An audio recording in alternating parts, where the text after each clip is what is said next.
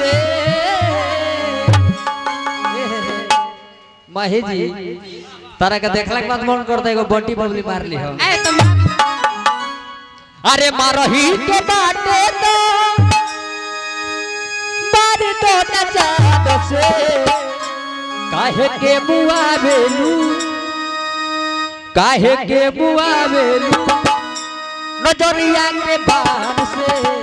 काहे के बुआ भेलू नजरिया के बाण से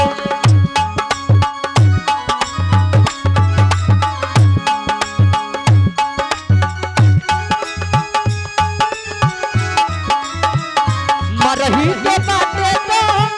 मन तो न जान से मरही के बाटे तो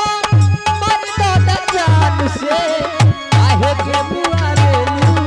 नजरिया के बाण से काहे के बुआ भेलू नजरिया के बाण से काहे के बुआ भेलू नजरिया के बाण से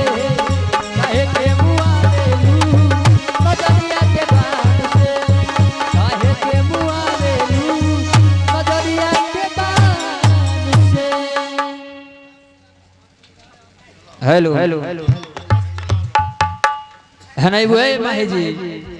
है नहीं वो फिर देखो गाना का लागल चोट तो निकल गल 11 रुपया के हां जान तो क्या कहनी हुआ के का कहनी है वहां के कहनी है कि तू कागज के फूल छू देबू तो गुलाब हो जाए हां जी भैया तने हमें हल्का ही कहवा कम करी ना तू कागज के फूल छू देबू तो गुलाब हो जाई सादा पानी में अंगुरी बोर देबू तो शराब हो जाई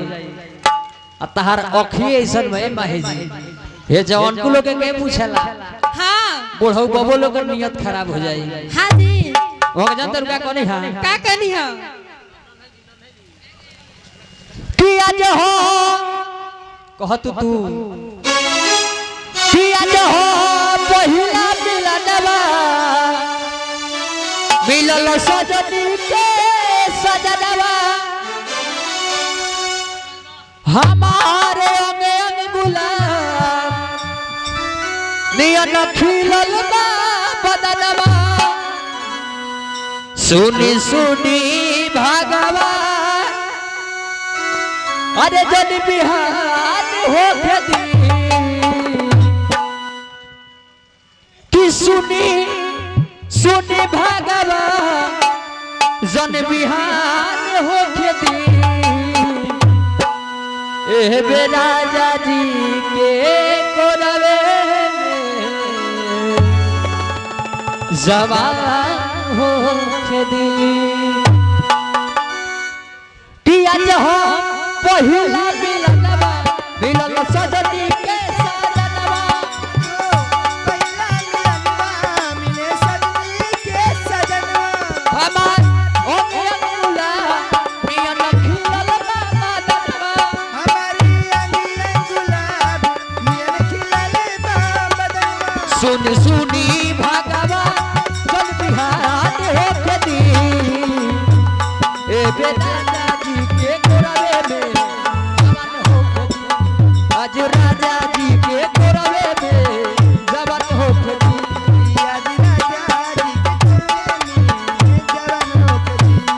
आज राजा जी के कोरवे में जवान होके दी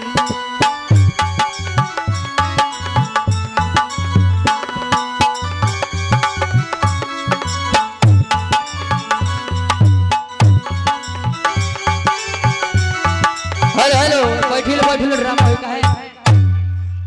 ए वहां से ड्रामा बहकता ड्रामा भोकता का करबू घरी हो जा चलो चलो